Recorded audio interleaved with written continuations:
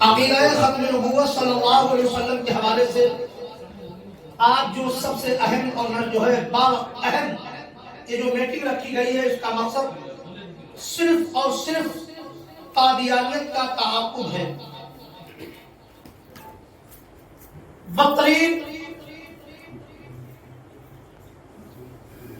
فرقہ قادیانیت، جس کے حوالے سے مسلسل رضا اکیڈمی آل انڈیا سنی جمعیت العلماء اور شہزادہ شیر ملت حضرت علامہ اعجاز احمد کشمیری صاحب ملا، بالخصوص قائد ملت خلیفہ تاج الشریعہ حضرت الحاج اشرف محمد سعید نوری صاحب قبلہ کی سرپرستی و قیادت میں علماء اہل سنت کی جو یہ مہم چل رہی ہے، یقین جان لیجیے ہمیں ایسا محسوس ہوتا ہے کہ ہماری مہم کوئی معنی نہیں رکھتی ہے، لیکن میں جانتا ہوں کہ آپ کی اس مہم کا نتیجہ یہ ہے کہ پڑوسی ملک کے علماء بھی آپ کی خدمات کو سراہ رہے ہیں۔ کیا جان نہیں، احساس ہوتا ہے کہ ہم 10 لوگ بیٹھ جاتے ہیں، کوئی معنی نہیں۔ اس کی اہمیت اتنی زیادہ ہے کہ وہاں کے علماء بھی آپ کی خدمات کو سراہ رہے ہیں کہ ممبئی بالخصوص ہند کے علماء جس طریقے سے قادیانیت کے خلاف مہم چلا رہے ہیں، یہ بہت ہی اہم اور ضروری ہے۔ آج جس طریقے سے ہم اور آپ جمع ہوئے ہیں، اوقاف کی اراضی کا مسئلہ تو اہم ہے۔ ابھی علامہ خلیل الرحمان نوری صاحب نے ہندوستان اخبار کا وہ تراشا بھیجا، رات میں نے بھی پڑھا، the fire of West Bengal film جو بدتمیز وسیم رضوی نے اسے نکالا ہے، یہ 30 اگست کو ریلیز ہونے والی ہے۔ یقین جان لیجیے کہ سر دست ایسے مسائل آ رہے ہیں۔ ایک طرف تو وقت کی زمین آپ کے پرکھوں کی زمینیں ہیں جس کو آپ کو بچانا بھی ہے، دوسری طرف آپ کو قادیانیت کا تعاقب بھی کرنا ہے۔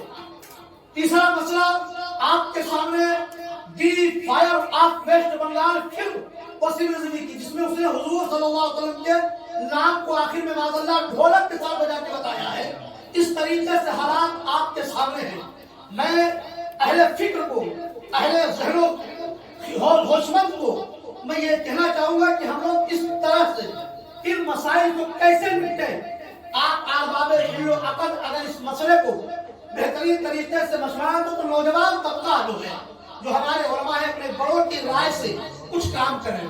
اس وقت ضرورت ہے کہ ہم جو ہے کسی نہ کسی دے، مجھے تو وہ جملہ آتا ہے حضرت سیدی سرکار پیر مہر علی شاہ رحمت اللہ تعالی علیہ کا، کہ جو ناموں سے رسالت عقیدہ ختم نبوت صلی اللہ علیہ وسلم کی حفاظت کے لیے آگے بڑھتا ہے، اس کے پشت پہ مصطفیٰ جان رحمت کا دست گرم ہوتا ہے۔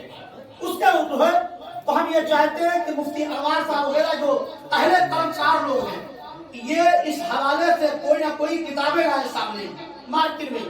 بہت زیادہ ہم لوگ اپنی مسجدوں میں، مدرسوں میں، آج یہ موبائل سوشل میڈیا کا دور ہے، اگر ہم بہت زیادہ ابھی وہ ایک احمدی جس کا خط آیا اس مردود نے کس طریقے سے جو ہے ہیلا اور فریب کاری سے کام لیتے ہوئے رضا اکیڈمی کے حوالے سے جو ہے جس انداز میں، جس بوڑھے انداز میں اس نے خط جاری کیا ہے، اور ہم نے آپ کو یہ بتایا کہ ہم ملک کے سب سے امن پسند شہری ہیں، ہم یہاں کے بھاوناؤں کو سمجھتے ہیں، ہم تمام مذاہب کو لے کر کے چلنے والے لوگ ہیں۔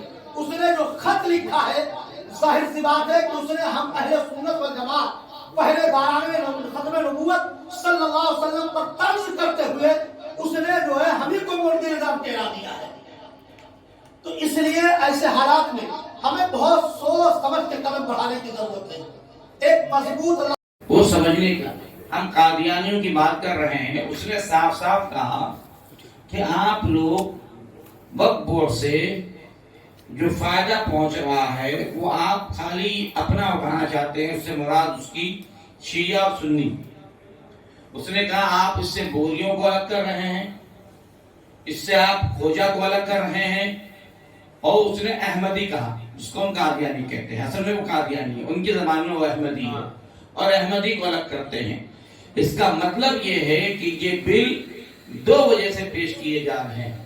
ایک تو مساجد، مدارس، خانقاہ پہ جن لوگوں کو قبضہ کرنا ہو، جب چاہے کسی کو مندر بتا دے، کسی کو کچھ بتا کے قبضہ کر لیں، اور جو ان کو ووٹ دیتا ہے، جو ان کے چمچے ہیں، جو ان کے ایجنٹ ہیں، ان کو راضی کرنے کے لیے اور ان کی جھولی بھرنے کے لیے دیے جا رہے ہیں.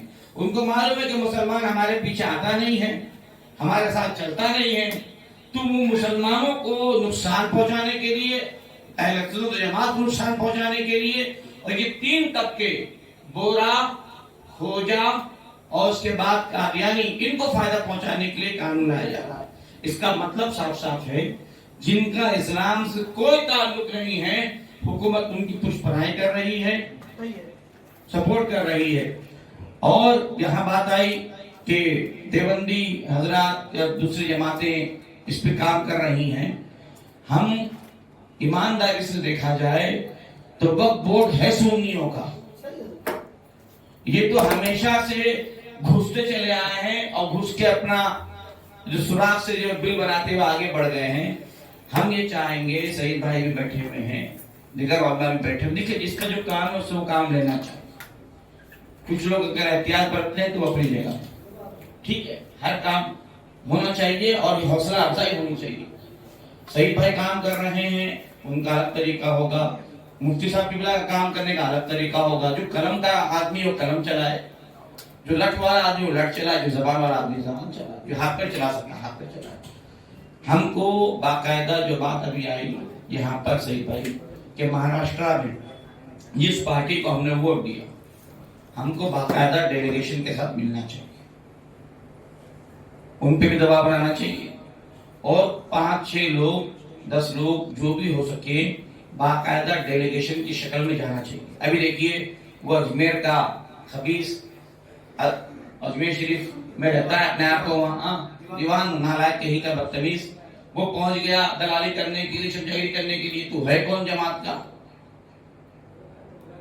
ایسے بہت سارے لوگ موجود ہیں. ابھی بریلی شریف میں وہ ایک نامہ کیا نام, شہاب نام ہے اس کا, سمجھے, وہ خانقاہ ہے, مرکز کو بدنام کر رہا ہے, خاندان کو بدنام کر رہا ہے.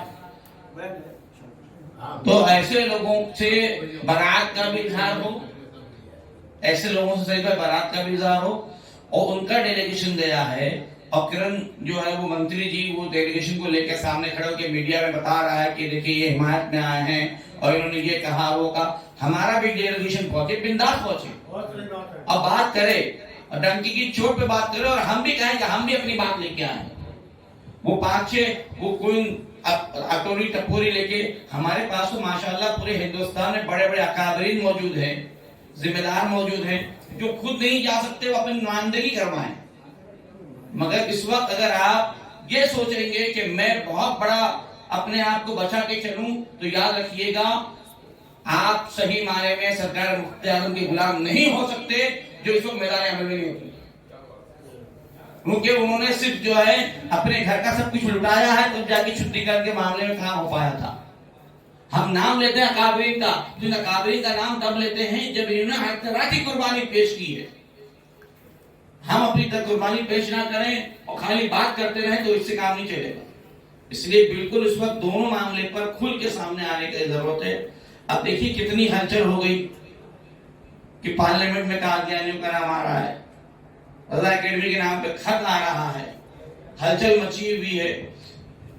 دونوں جمعہ سے ایسا نہیں ہو رہا ہے کہ باقاعدہ تقریر ریکارڈ نہ ہو رہی ہو, اور دونوں جمعہ سے پوچھا جا رہا ہے قادیانی خلاف کچھ بولا جائے گا, قادیانی خلاف کچھ بولا جائے گا. ارے کیوں نہیں, ایک بات ہے 1000 بار بولیں گے. تو اس معاملے میں ہم کو بہت کھل کے آنا چاہیے. اور آخری بات, سعید بھائی سے رضوان بھی ہے اور مولانا خیر نوری صاحب بھی ہیں, ہمارے ملت بھی, اور بہت سارے علماء. ابھی مفتی صاحب نے ایک کتاب جو میرے معاویہ رضی اللہ تعالیٰ عنہ کے تعلق سے اس میں اجراء کا ہوا. اس دور میں جو دوسرا حملہ ہم پہ ہو رہا ہے وہ رافضیت کا ہے, اور اس وقت وہابی اور خارجی سے زیادہ خطرہ اگر کسی سے ہے, میں اس کی ڈیفنس کی بات نہیں کر رہا, وہ رافضیت سے ہے, جو چھپے ہوئے رافضی. اور میں تو کہتا ہوں امیر معاویہ رضی اللہ تعالی عنہ وہ ہیڈروجن ہے. جب زخم میں کیڑے اندر پڑ جاتے ہیں اور کیڑے باہر نہیں نکلتے, تو وہ امیر ہیڈروجن ڈالا جائے تو کیڑے باہر آ جاتے ہیں. امیر معاویہ چھپے ہوئے رافضیوں کو باہر نکالنے والا ہیڈروجن ہے. وہ ہائیڈروجن ہے جو چھپے ہوئے رابطے باہر نکال رہے ہیں. ہمارے بہت سارے ادارے ہیں پورے ہندوستان میں ادارے، اور جیسے شعبان کا مہینہ، رجب کا مہینہ شروع ہوگا، جلسوں کے انبار لگ جائیں گے، اشتہار لگ جائیں گے. خدا کے لیے بس آخری بات کریں، خدا کے لیے اپنے جلسوں کو عنوان دیجئے عظمت صحابہ، محبت اہل بیت.